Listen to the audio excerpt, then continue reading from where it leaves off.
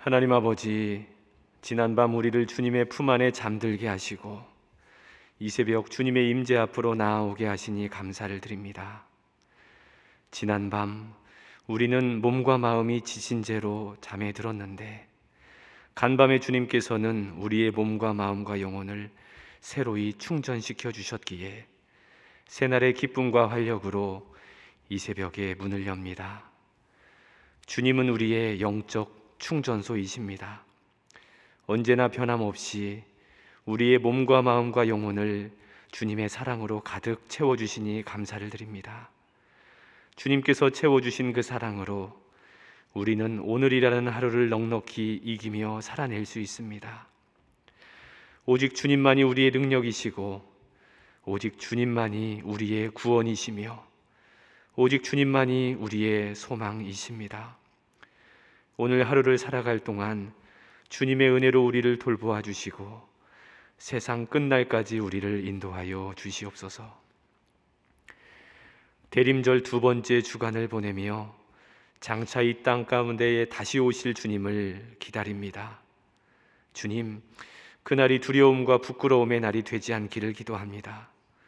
오히려 그날이 기쁨과 감사와 감격의 날이 되기를 원합니다. 마라나타, 아멘 주 예수여 어서 오시옵소서. 이 고백이 우리의 진실한 고백이 되기를 원합니다. 하나님의 인애와 용서와 사랑을 남용하여 죄와 동거하는 삶을 내버리고 언제 다시 주님이 오실지라도, 아니 오늘 주님께서 다시 오신다 할지라도 부끄러움이 없는 삶을 살기를 간절히 기도합니다.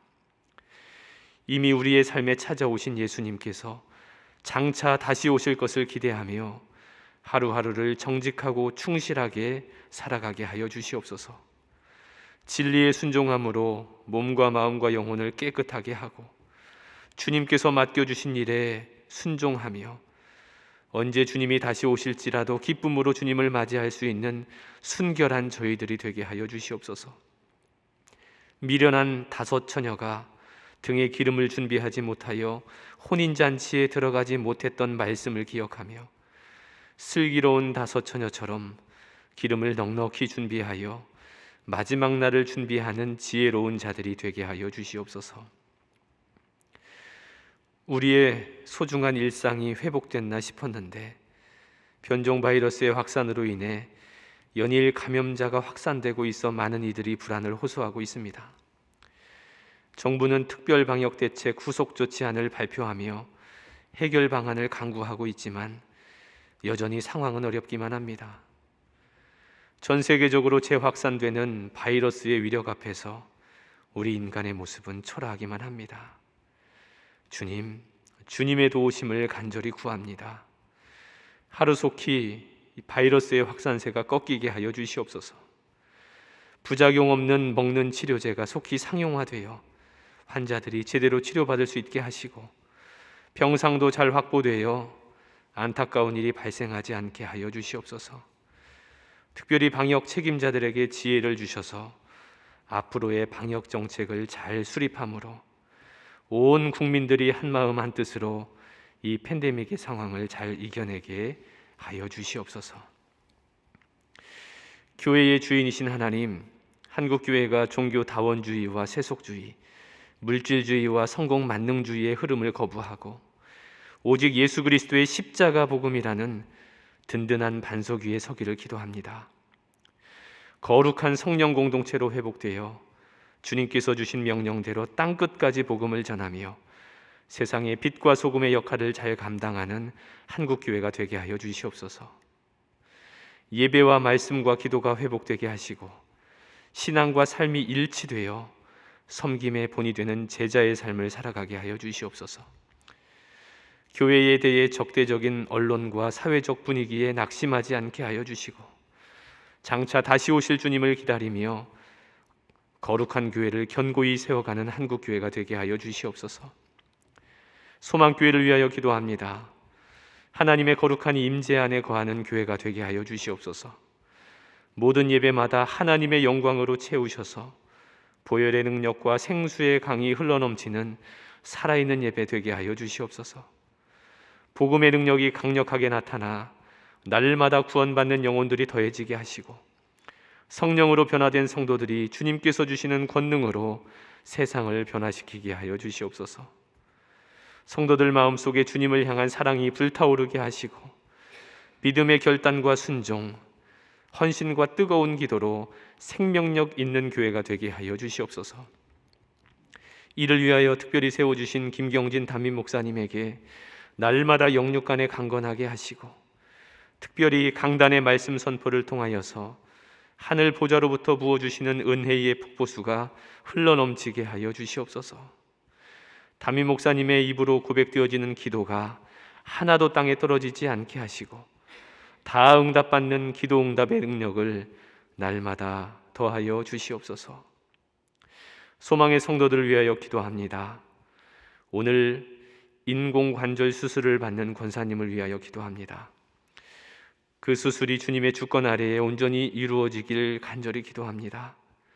주님께서 의료진들에게 지혜를 주시고 그 손길을 붙들어 주셔서 수술이 안전하게 진행되게 하여 주시옵소서. 새로운 관절이 몸에 잘 적응하게 하시고 그래서 건강한 발걸음으로 주님의 성전에 다시 나와 함께 예배하는 은혜를 속히 허락하여 주시옵소서. 이제 말씀 앞으로 나아갑니다. 오늘도 우리에게 친히 교훈하시는 주님의 음성을 듣기 원합니다.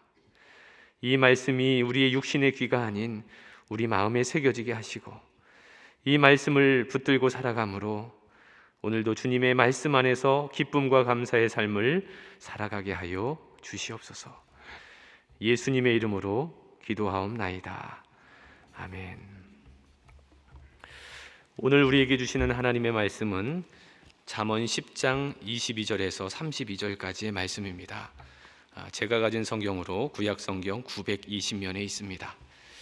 잠언 10장 22절에서 32절까지의 말씀을 우리 한 목소리로 합독하도록 하겠습니다. 여호와께서 주시는 복은 사람을 부하게 하고 근심을 겸하여 주지 아니하시느니라. 미련한 자는 행악으로 낙을 삼는 것 같이 명철한 자는 지혜로 낙을 삼느니라. 악인에게는 그의 두려워하는 것이 임하거니와 의인은 그 원하는 것이 이루어지느니라. 회오리 바람이 지나가면 악인은 없어져도 의인은 영원한 기초 같으니라. 게으른 자는 그 부리는 사람에게 마치 이의 식초 같고 눈의 연기 같으니라. 여호와를 경외하면 장수하느니라. 그러나 악인의 수명은 짧아지느니라. 의인의 소망은 즐거움을 이루어도 악인의 소망은 끊어지느니라. 여호와의 도가 정직한 자에게는 산성이요 행악하는 자에게는 멸망이니라. 의인은 영영이 이동되지 아니하여도 악인은 땅에 거하지 못하게 되느니라. 의인의 입은 지혜를 내어도 패역한 혀는 배임을 당할 것이니라. 의인의 입술은 기쁘게 할 것을 알거늘 악인의 입은 패역을 말하느니라. 아멘. 오늘 설교 제목을 의인의 길과 악인의 길이라고 한번 정해봤습니다. 오늘 본문은 이 의인의 삶의 방식과 악인들의 삶의 방식을 대조적으로 설명해 주면서 그 인생의 결과가 어떠한지를 우리에게 보여주고 있습니다. 의인의 길은 여호와께서 복을 주시는 반면에 악인의 길은 반드시 망하게 될 것이다 라고 강조하면서 우리로 하여금 의인의 길을 걸어갈 것을 오늘 본문은 촉구하고 있는 것입니다. 그렇다면 오늘 본문을 한 절씩 살펴보면서 오늘 우리에게 주시는 은혜, 특별히 나에게 주시는 은혜가 무엇인지를 함께 발견하는 시간이 되기를 바랍니다. 먼저 22절은 여호와께서 주시는 복의 특징을 우리에게 설명해 주고 있습니다. 우리 22절 말씀을 같이 읽어보겠습니다. 여호와께서 주시는 복은 사람을 부하게 하고 근심을 겸하여 주지 아니하시느니라. 이 22절은 모든 부의 근원이 여호와 하나님임을 말씀해 주고 있습니다. 이 부라고 하는 것이 인간의 노력으로 이루어지는 것이 아니라 하나님께서 주시는 것이라는 것을 강조하고 있는 것이죠. 이것을 가장 잘 설명한 말씀 중에 하나가 우리가 잘 아는 시편 127편의 말씀입니다. 여호와께서 집을 세우지 아니하시면 세우는 자의 수고가 헛되며 여호와께서 성을 지키지 아니하시면 파수꾼에 깨어 있음이 헛되도다라는 말씀이 있죠. 하나님께서 지켜주시고 보호해 주셔야만 그 부가 의미가 있고 그 부가 안정적이고 그 보호하심 가운데 우리가 안전히 살 수 있다는 것입니다. 물론 그렇다고 해서 인간의 노력이 불필요한 것은 아닙니다. 분명 우리 인간의 수고와 노력이 필요하고 또한 우리의 성실함과 정직함 그리고 책임을 다하는 자세가 있을 때 그 사람에게 하나님께서는 필요한 것을 채워주십니다. 그런데 22절 하반절에 보면 여호와께서 주시는 복을 설명하면서 근심을 겸하여 주지 아니하시느니라 라는 말씀이 있습니다. 이건 또 무슨 뜻일까요? 이 세상이 주는 복과 여호와께서 주시는 복이 근본적으로 다르다는 것입니다. 이 세상이 주는 복은 근심이 항상 동반이 됩니다. 이 세상이 주는 이 재물, 이 부를 모을 때에도 쌓을 때에도 그것을 유지할 때에도 항상 그 마음속에 염려가 되고 근심이 되고 걱정이 되는 것이 바로 이 세상이 주는 복의 특징입니다. 그러나 여호와께서 주시는 복은 그렇지 않다는 것이죠. 이 부를 모으는 과정, 쌓아가는 과정, 그것을 유지하는 모든 과정에 하나님께서 주관하시기 때문에 근심과 불안과 염려가 없다는 것입니다. 그러므로 이 부의 성취라고 하는 것이 인간의 노력이 아니라 하나님께 달려있다는 것을 오늘 성경은 먼저 강조하고 있는 것입니다. 이어서 23절에서 25절까지는 의인의 모습과 악인의 모습을 대조적으로 설명하고 있습니다. 우리 23절 말씀을 같이 읽습니다. 미련한 자는 행악으로 낙을 삼는 것 같이 명철한 자는 지혜로 낙을 삼느니라. 그 미련한 자와 이 명철한 자의 관심사가 전혀 다르다는 것입니다. 이 미련한 자의 관심사는 뭡니까? 행악입니다. 악을 행하는 게 즐거운 거예요. 어떤 악을 계획하고 그것을 실행하는 데에서 희열을 느끼는 사람, 이런 사람이 바로 미련한 자라는 것이죠. 그러나 명철한 자는 그 관심사가 지혜입니다. 지혜에 관심이 있습니다. 그런데 여기서 말하는 지혜는 세상의 지식, 명철한 판단력을 말하기보다는 이 하나님의 말씀에 대한 지혜를 가리킵니다. 이 하나님의 말씀에서부터 오는 지혜, 삶의 지혜, 그것을 가지고 나의 삶의 모든 순간 속에서 기쁨을 누리며 살아가는 사람, 날마다 하나님의 말씀을 묵상하며 그 깨달음을 가슴에 품고 세상 속에서 선한 일을 하고 주변 사람들과 좋은 인간관계를 맺으면서 살아가는 그 사람, 그 사람이 바로 명철한 자라는 것이죠. 지혜로운 자라는 것입니다. 이렇게 미련한 자와 명철한 자는 관심사 자체가 다르다는 것입니다. 그렇다면 이 미련한 자와 지혜로운 자는 어떤 삶을 살아갈까? 24절과 25절 말씀입니다. 24절, 25절 같이 합독하겠습니다. 악인에게는 그의 두려워하는 것이 임하거니와 의인은 그 원하는 것이 이루어지느니라. 회오리 바람이 지나가면 악인은 없어져도 의인은 영원한 기초 같으니라. 24절과 25절은 인생의 고난이 닥쳐올 때 의인과 악인의 모습을 대조하고 있죠. 순경일 때, 즉 우리의 삶에 아무런 고통이 없을 때에는요, 의인과 악인이 별로 구분이 되지 않습니다. 그런데 역경이 닥쳐올 때, 오늘 본문에는 그것을 25절엔 회오리 바람이 지나가면이라는 단어로 표현해주고 있는데, 인생의 회오리 바람이 지나갈 때에는 의인의 모습과 악인의 모습이 전혀 다르다는 것이죠. 먼저 악인은 어떻게 됩니까? 오늘 본문에 따르면 두려움이 임하게 됩니다. 악인의 마음속에는 회오리 바람과 같은 고난이 닥쳐올 때 악인의 마음속에는 두려움이 찾아온다는 것이죠. 그리고 그 두려운 마음이 현실이 됩니다. 그 이유는 무엇입니까? 그 마음속에 하나님이 없기 때문에 그래요. 하나님이 없기 때문에 그 마음속에 악인은 늘 불안과 공포가 있습니다. 그런데 이 두려움이라고 하는 것은 하나님께서 주신 마음이 아니죠. 우리가 잘 아는 대로 하나님께서 우리에게 주시는 마음은 두려워하는 마음이 아니라 능력과 사랑과 절제하는 마음이라고 했습니다. 그런데 이 악인들의 마음속엔 두려움이 있는 거예요. 그 마음속에 하나님이 없기 때문입니다. 그러나 의인들은 어떻게 될까요?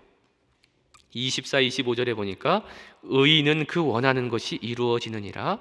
의인은 영원한 기초 같으니라. 이 의인들의 마음속에는 두려움이 없습니다. 왜냐하면 내 마음에 누가 계시기 때문이죠? 하나님이 계시기 때문에 그래요. 그 두려움 너머에서 역사하시는 하나님이 계심을 내가 알기 때문에 그 마음속에 두려움이 아니라 하나님께서 주시는 평안이 가득합니다. 세상이 알지도 못하는 평안 말이죠. 그리고 의인은 그 원하는 것이 이루어진다라고 말하고 있습니다. 이것은 기도 응답의 열매가 있다는 거예요. 의인은 자신을 의지하지 않습니다. 하나님을 의지하며 기도합니다. 그러기에 그의 삶에 기도 응답의 열매가 있다는 것이죠. 뿐만 아니라 의인은 회오리 바람이 몰려와도 절대 쓰러지지 않습니다. 그것을 25절에 나오는 표현이죠. 영원한 기초와 같다. 하나님이 나의 반석이시고 나의 요새이시고 산성이시기 때문에 내가 영원히 흔들리지 않을 수 있는 것입니다. 이것이 바로 의인의 삶의 특징인 것입니다.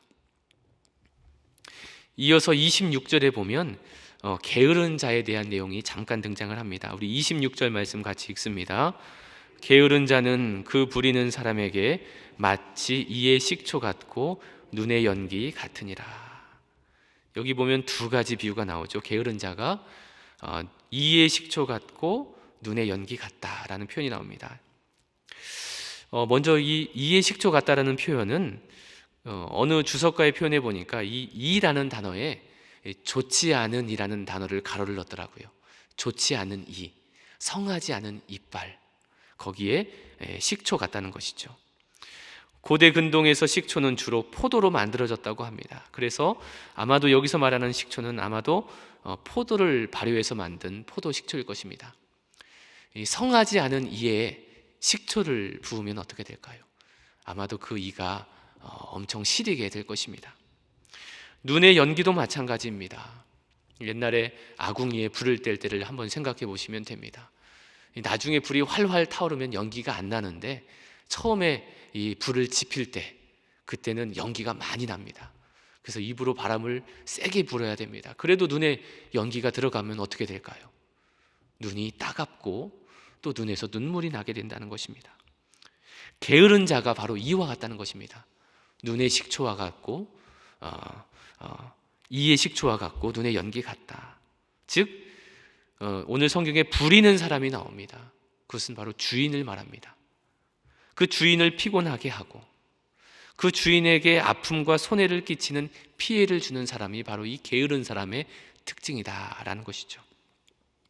이렇게 잠깐 게으른 자의 특징이 나온 다음에 다시 성경은 의인과 악인을 대조하는 내용을 이어갑니다.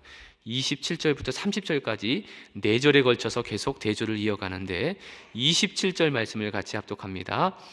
여호와를 경외하면 장수하느니라. 그러나 악인의 수명은 짧아지느니라. 여호와를 경외하는 자의 특징, 장수하게 될 것이다 라는 것입니다.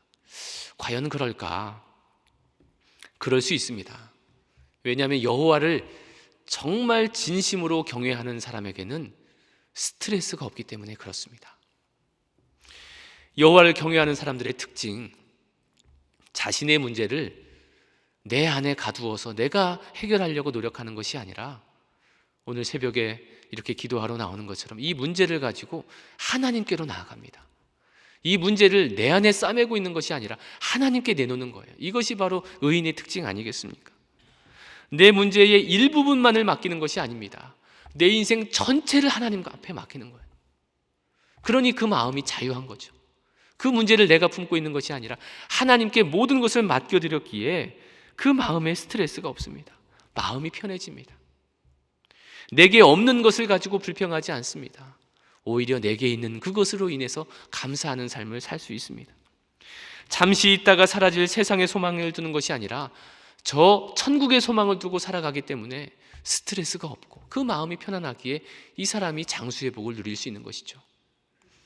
그러나 악인은 그렇지 않습니다. 성경에 보니 악인은 수명이 짧아진다. 이 짧아진다라는 히브리어가 카라츠라는 단어인데 잘라버리다, 짧게 줄이다, 힘이 없고 지친다라는 뜻이 있습니다. 여러분, 악인은 어떻게 될까요? 하나님의 심판의 칼을 통해서 악인의 수명을 잘라버린다는 것입니다. 그러다 혹시 살아나게 될지라도 힘이 없는 상태로 살아가게 될 것임을, 이 악인의 이 마지막에 초라한 결말을 성경은 말씀해 주고 있는 것입니다. 27절에서 의인과 악인을 장수의 여부로 대비했다면 28절에서는 삶의 만족도로 의인과 악인을 대조하고 있습니다. 28절 말씀입니다. 의인의 소망은 즐거움을 이루어도 악인의 소망은 끊어지느니라. 이 의인들은 인생의 만족도가 참 높습니다. 인생이 즐거운 것이죠. 물론 그가 원하는 것이 이루어지지 않은 것이 있을 수도 있습니다. 그래도 그의 삶은 기쁩니다. 왜냐하면 그 마음속에 소망이 있기 때문에 그래요. 비록 이 어려움은 있지만 하나님께서 이 문제를 해결해 주실 것이다. 이 문제보다도 더 큰 은혜를 나에게 주실 것이다. 이 소망이 있기 때문에 의인들은 삶의 만족도가 굉장히 높습니다. 그런데 악인은 삶의 만족도가 떨어지죠. 아니, 어떤 사람들은 아예 만족함 자체가 없습니다. 늘 불만만 가득해요. 물론 악인들에게도 소망은 있습니다. 그런데 그 소망은 잘못된 소망이요, 왜곡된 소망입니다. 하나님을 향한 소망이 아니라 자기 자신의 욕심을 위한 야망이고 남에게 피해를 주는 욕망입니다. 그러니 악인의 잘못된 소망은 끊어질 수밖에 없는 거겠죠. 이어서 29절에서는 여호와의 도에 대해서 설명합니다. 29절 말씀입니다. 같이 읽습니다. 여호와의 도가 정직한 자에게는 산성이요 행악하는 자에게는 멸망이니라. 이 여호와의 도, 바로 하나님의 말씀, 율법을 가리키지요. 그 여호와의 도가 우리에게 산성이 된다. 이 산성이라는 단어는 군사 용어입니다. 여러분, 영적인 전쟁터와 같은 우리의 삶의 현장에서 여호와의 도가 우리를 지킨다라는 것입니다. 여러분, 실제로 그렇지요. 우리가 때때로 잘못된 길을 가려고 할 때 이것을 바로잡아주는 게 뭡니까? 여호와의 말씀, 하나님의 말씀입니다. 하나님의 말씀이 갑자기 깨닫게 되고 갑자기 떠오르게 되고 누군가를 통해서 하나님의 말씀을 듣게 될 때 우리는 잘못된 길을 가다가도 바로 정신을 차리고 바른 길로 돌아가게 됩니다. 이 잘못된 길은 잠깐 가는 길이 아닙니다. 이것은 죽음의 길이고 멸망의 길입니다. 근데 여호와의 도가 나로 하여금 멸망의 길에서 벗어나 생명의 길로 갈 수 있도록 우리를 안내해 준다는 것이죠. 그래서 여호와의 도가 우리에게 산성이 된다는 것입니다. 그러나 행악하는 자들에게 있어서 여호와의 도는 멸망이라고 말씀하고 있죠. 이 행악자들은 여호와의 말씀 자체를 거부하고 듣지 않기 때문에 결국 패망의 길로 갈 수밖에 없다는 것입니다. 지금까지 의인과 악인의 대조를 계속 이어가면서 그 결론을 30절에 이렇게 내고 있습니다. 우리 30절 말씀을 같이 읽습니다. 의인은 영영이 이동되지 아니하여도 악인은 땅에 거하지 못하게 되느니라. 이스라엘 백성들에게 있어서 땅을 취하는 것, 그 땅에 정착하는 것은 가장 큰 축복입니다. 반대로 그 땅에서 추방당하는 것, 제외되는 것, 이것을 가장 큰 불행으로 여겼습니다. 그런데 30절에 보니까 의인은 영영이 이동되지 않는다.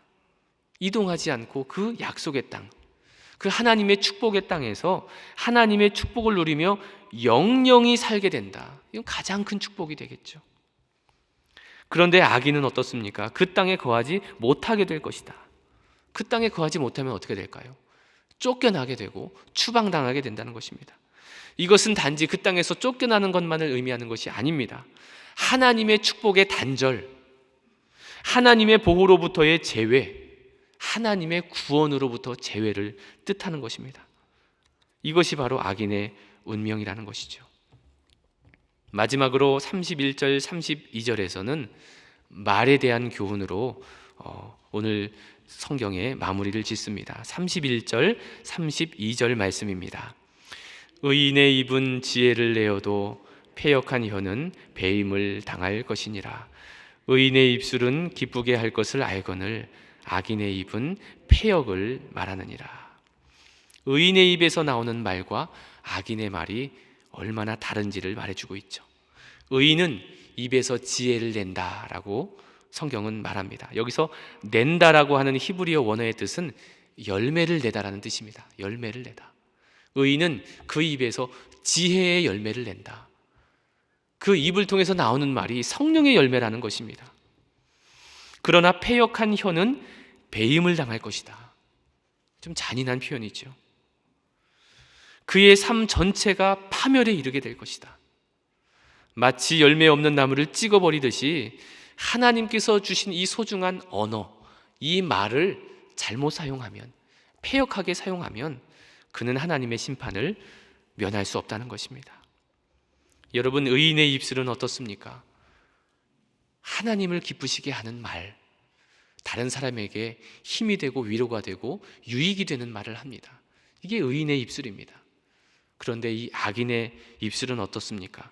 패역을 말합니다. 사실을 왜곡합니다. 거짓말을 합니다. 결국 그 패역한 말로 인해서 그 악인은 멸망하게 될 것임을 성경은 우리에게 교훈하고 있습니다. 사랑하는 여러분, 이제 말씀을 정리합니다. 하나님께서는 우리를 악인으로 불러주시는 것이 아니라 하나님의 의를 힘입은 의인으로 우리를 불러주셨습니다. 그렇다면 우리가 어떻게 살아가야 할까요? 오늘 성경이 말하는 것처럼 세상이 말하는 복이 아니라 여호와 하나님이 주시는 복, 그것을 사모하며 우리는 살아가야 할 것입니다. 악인들처럼 두려움 가운데 살아가는 것이 아니라 의인들에게 주시는 하나님의 평강, 그 평강을 사모하며 오늘도 살아가야 할 것입니다. 왜곡되고 잘못된 소망이 아니라 저 천국의 소망을 두고 우리는 살아가야 할 것입니다. 하나님의 보호와 축복 속에서 그 약속의 땅에 거하는 주인공들이 우리가 되어야 할 것입니다. 그리고 오늘 하루를 살아갈 때 우리의 입술을 통해 나오는 말들이 하나님께 영광이 되는 말이고 사람들에게 유익이 되는 말이 되어야 할 것입니다. 오늘 성경이 우리에게 주는 교훈을 가슴에 새기면서 오늘도 이 말씀 안에서 오늘 하루를 승리하며 살아가는 여러분 모두가 되시기를 주님의 이름으로 축원합니다. 기도하겠습니다.